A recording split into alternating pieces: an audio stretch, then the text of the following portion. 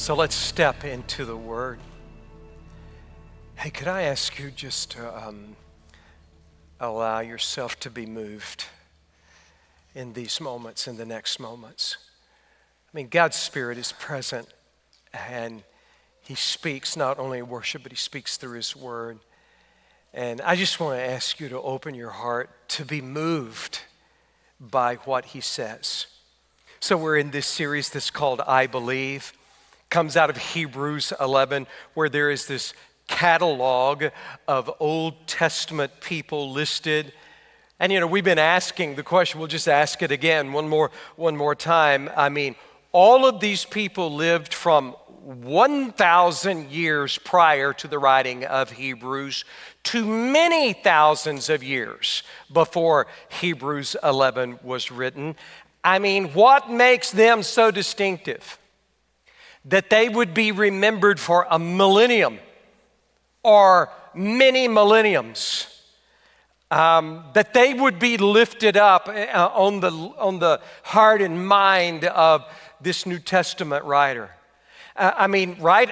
I've been making this point. Some of them didn't do anything. They didn't do anything that should have caused, for instance, celebrity. I mean, none of them invented the wheel. Not one of them invented the alphabet or writing. Nobody in the list invented the plow or smelting or anything from the early days of civilization.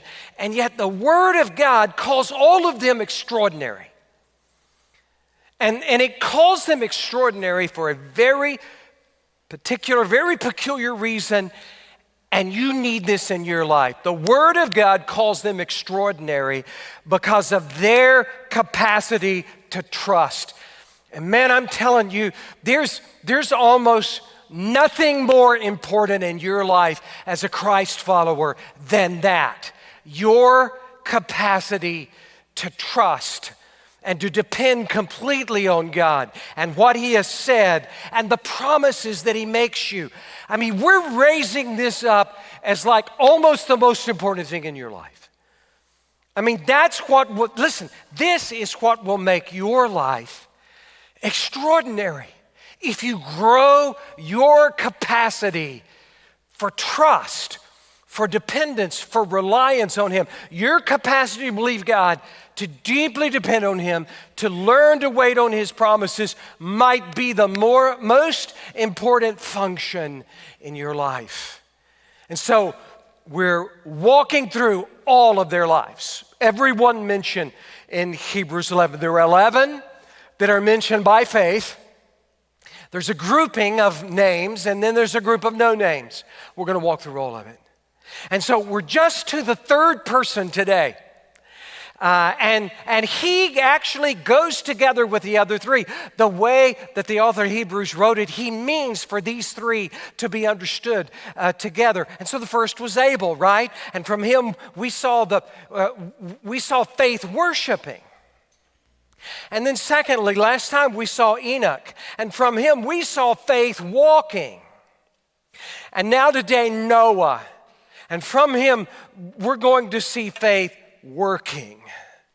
And so watch this, they're meant to go together because Abel's story is in Genesis 4, Enoch's story is in Genesis 5, Noah's story is in Genesis 6. They're packaged together. And each one of them is an example of the very first principle that the author of the Hebrews wants you to hear, and that is this is how you find God's approval. Every world religion says the same thing about how you get God's approval. You earn it. You work for it. You get good enough to earn credit from Him. All of them say that. Christianity is the opposite of it. Here is how you gain God's approval. This is what you bring. You bring your helplessness to Him. You bring your helpless dependence and trust, and you put that before Him. And the Bible says, Hebrews 11 says, that's what pleases him. You will gain his approval when you say, I got nothing. When you say, I bring nothing to the table except my need for you and my trust in you and my confidence in you. That pleases God. That's the point of these three people's lives. And so they together sort of show this progression of faith. Faith worships, and then faith walks, and then now faith works. And I want you to see Noah's faith and build his faith into your life. Not just building Abel and then Enoch's faith, but Noah's faith into your life. And let's go there. Hebrews 11, verse 7. Listen to the word of God. The Bible says, by faith Noah, being warned by God about things not yet seen, in reverence prepared an ark for the salvation of his household, by which he condemned the world and became an heir of the righteousness which is according to faith. Now, this is describing, of course, Noah's life from Genesis 6. And I'm going to drop in there, and I just want you to get a taste of this moment in Noah's life. And so we're going to go to Genesis 6, and I'm just going to read just some selected verses there. And so look, then the Lord saw that the wickedness of man was great on the earth, and that every intent of the thoughts of his heart was only evil continually. I mean, humanity had become just rotten with evil. And the Lord was sorry that he made man on the earth, and he was grieved in his heart. And so he said, I will blot out, verse 7, I will blot out man who I have created from the face of the land. And then verse 8 says, but Noah found favor. He found favor in the eyes of the Lord. Verse 9, and Noah walked with God. And then jumping now down to verse 11. And so the earth was corrupt in the sight of God, filled with violence. God looked at it. All flesh was corrupted in their way on the earth. Verse 13, and God said to Noah, the end of all flesh has come before me, for the earth is filled with violence because of them. Behold, I am about to destroy them with the earth. Verse 14, so you make for yourself an ark. And so this is the word of God. We think these are words from God, and so they speak with a supernatural power. And this passage, these two passages welded together are going to show you something that is so important. And here it is. Look at it. Look at the idea. Look at the idea of the message. Nothing builds your life stronger. Nothing makes your life safer than learning to believe God and not just believe in Him. And I want that principle to be in you. And so watch what Noah's faith shows us. It's going to show us three ways of faith. And I want you to see those. First, Noah's faith shows us this. He shows us a faith that believes God. And that sounds like sort of redundant, and you don't have to say that, and that's kind of like, aren't you saying the same thing with two different words, a faith that believes God? No, I'm not saying the same thing, because I'm going to show that to you. So look, verse 17, this is a faith that believes God. Do you see it? Verse 7, Noah being warned by God about things not yet seen, in reverence prepared an ark. He was warned by God about things not yet seen. I mean, there was a day of transformation in Noah's life. It was a day that he went from believing in God to believing Him.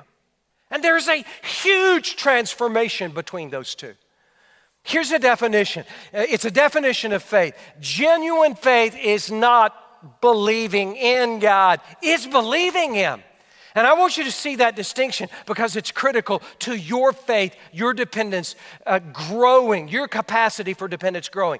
And so look, just above verse 6 says it, if you want to come to God, you got to believe He exists.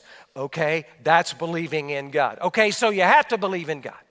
But that's not really a faith that affects your life in any real way. Just believing in God sort of makes Him just an abstraction, someone that's not even really real in your life.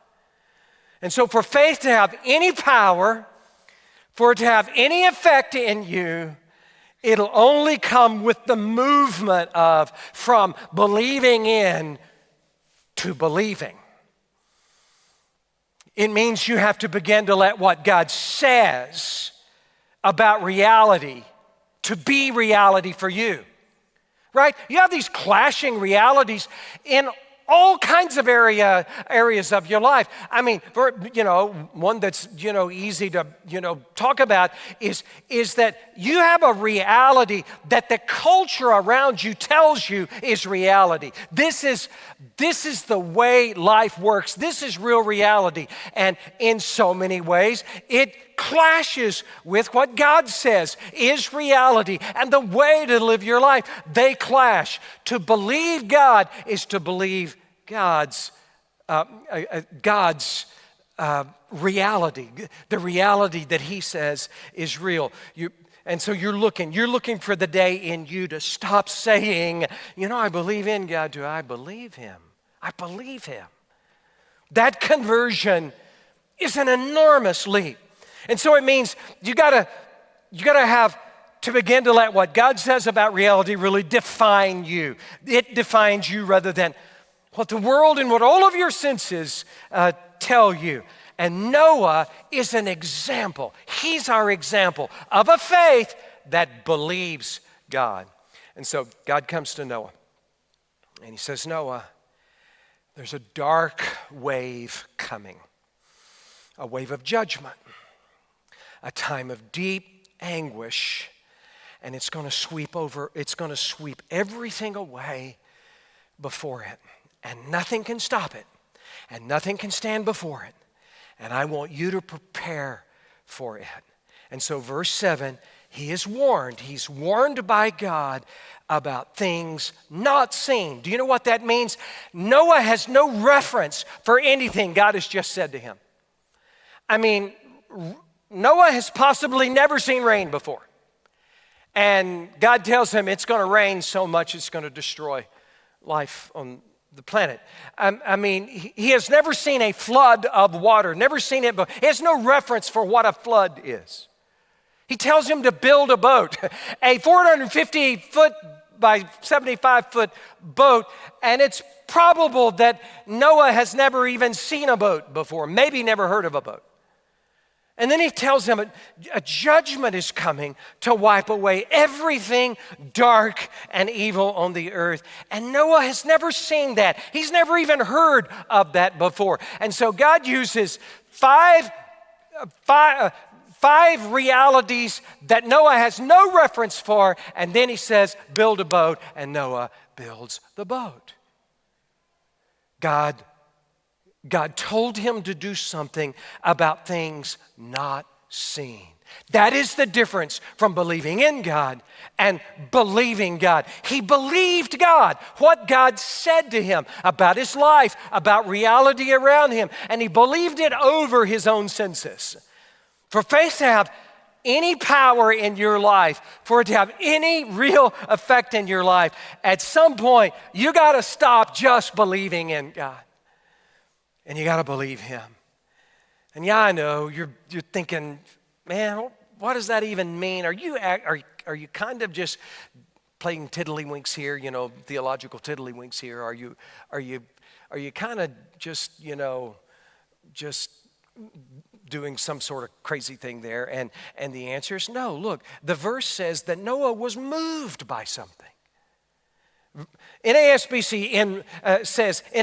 says he built this in reverence.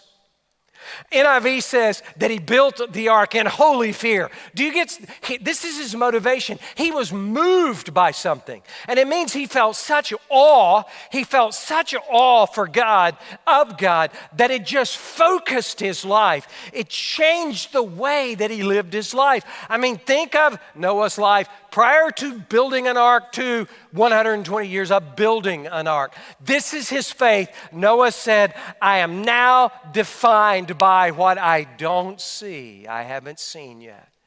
I am defined by what God has said is reality and what God has called me to do.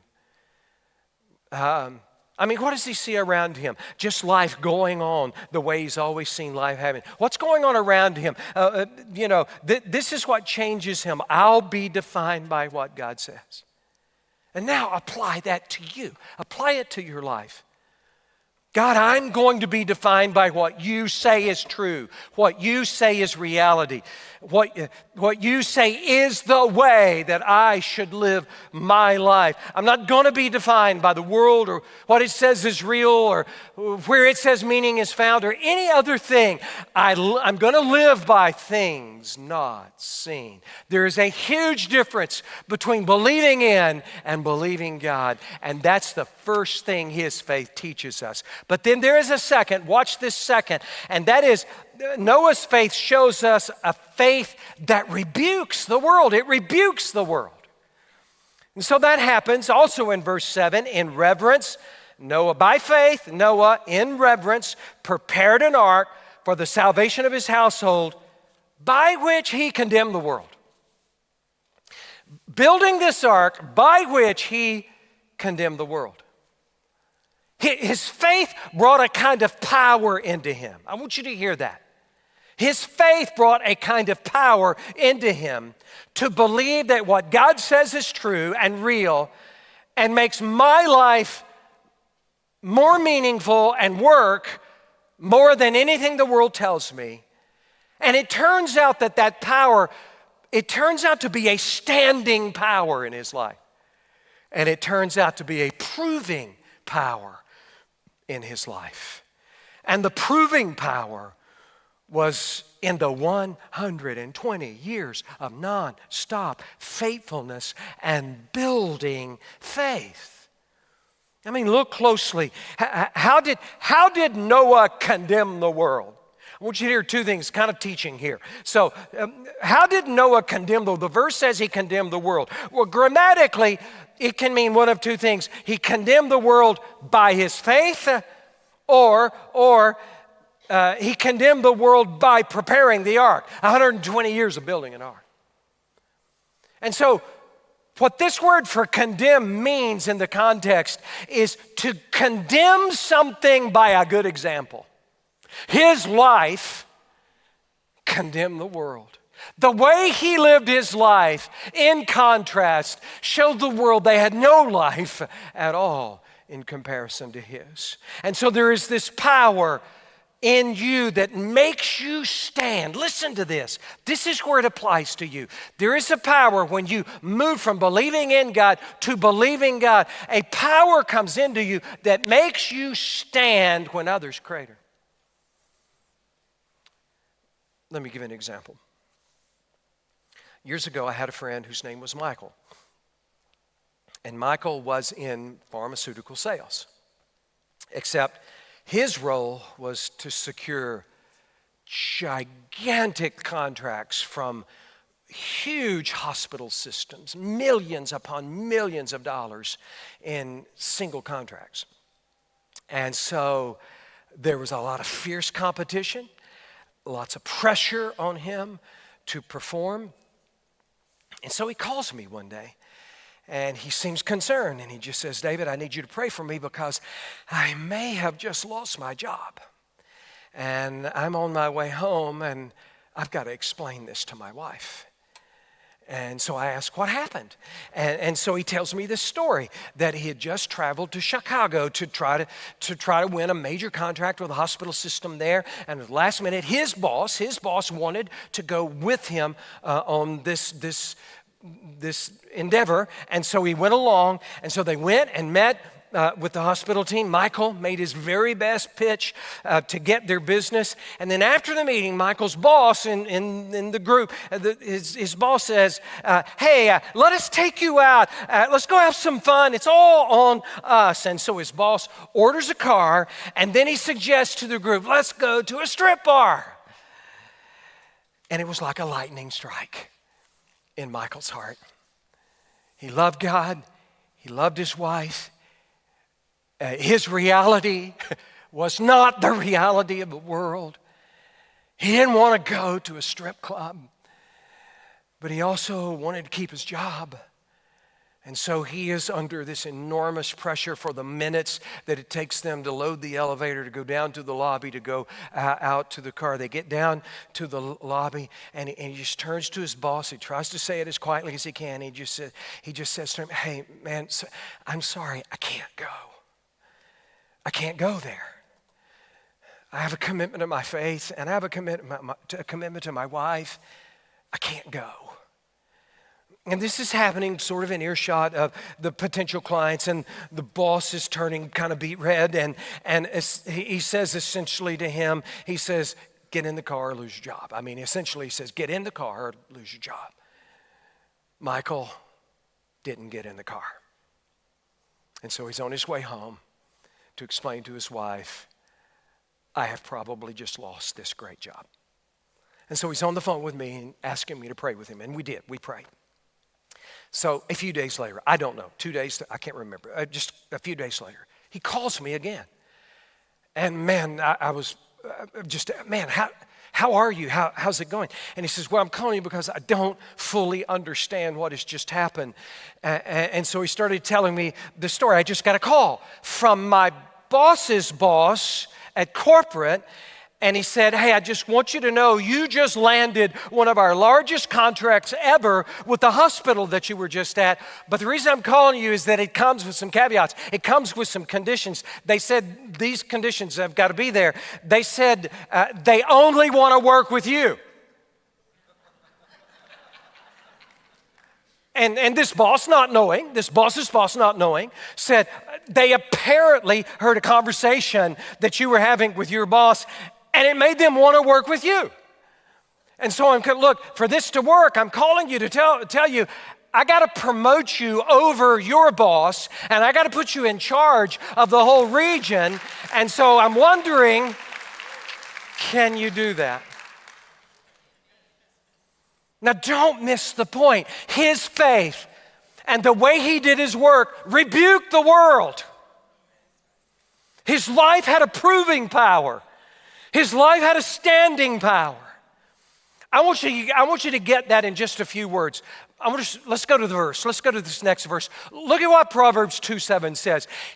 God, he is a shield to those who walk in integrity. And in the Old Testament, the word for integrity, integrity means something whole. It means it's the same on the inside as it is on the outside. But in the Old Testament, integrity means you live your life according to the Word of God. You live your life according to the voice of God. And so look at what the Bible promises you. He is a shield to those who walk in that way. He's a shield to those who walk in integrity. Look, I want you to have this so much. We're going into class mode here. You're going to have to repeat it to me. I'm not moving on until you repeat this to me. All right? And so, look, let's say it together. Say it with me. Ready? He is a shield to those who walk in integrity. Yeah, one more time because I need you to bring meaning to it. Are you ready? Do it. He is a shield to those who walk in integrity. Yeah. It rebukes the world. And it gives you a standing power. And it gives you a proving power. But that's not all. There is a last.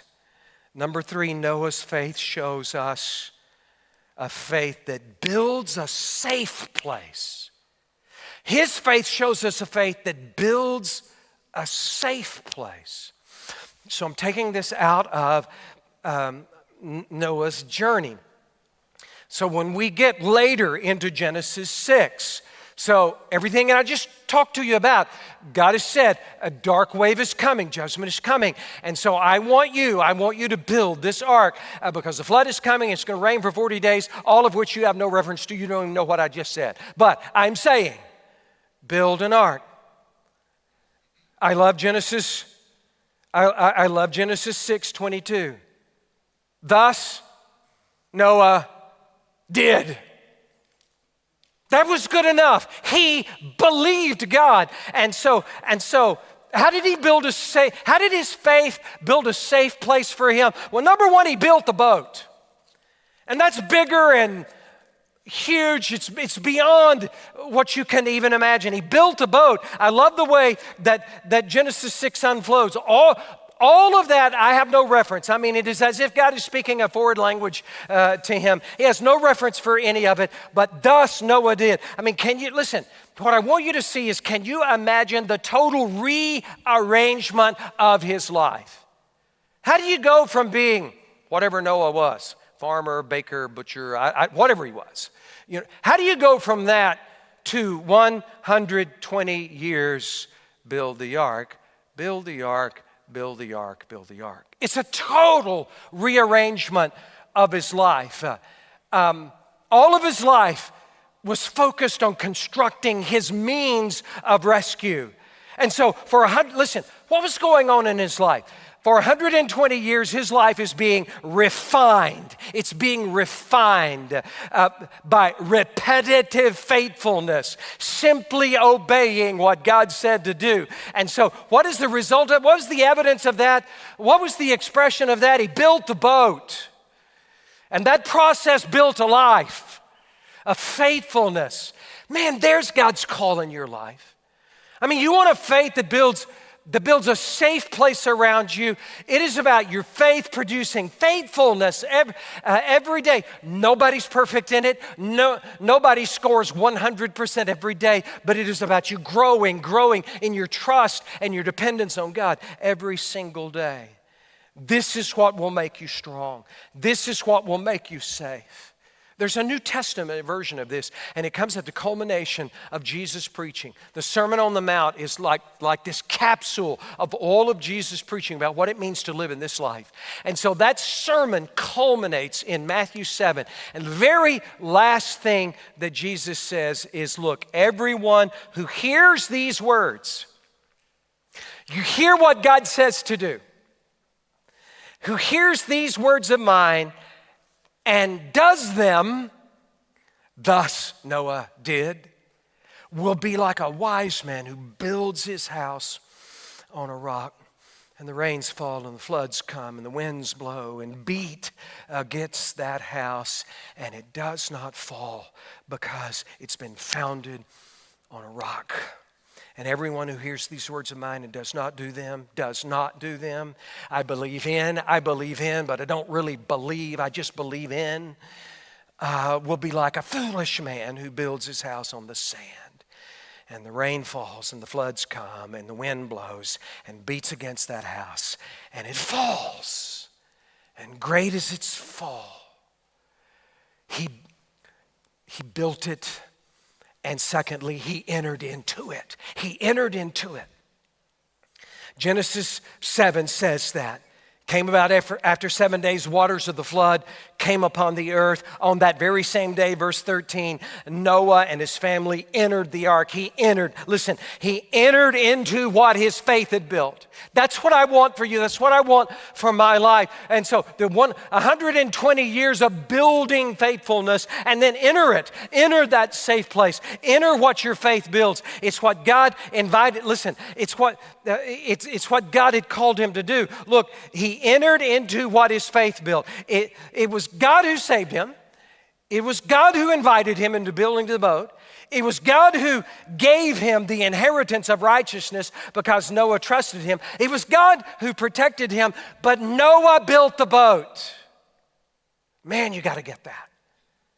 By the means of his faith, he never stopped building the boat. That's what made him strong. That's what kept him safe. That's what protected him from destruction. And that's what will make you strong too. That's what will keep you safe in all the storms, in all the trials, in all the temptations, in all the unfair things that happen. You keep building your capacity for trust every day, a life that believes God, that believes what he says is true, and thus Noah did it, and thus you do it. It'll be an ark for you, a strong, protecting, safe place. Go build the ark, all right? Go build the ark. Let's bow together.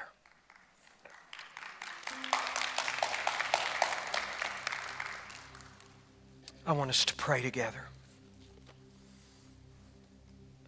So here's faith working. You need faith worshiping.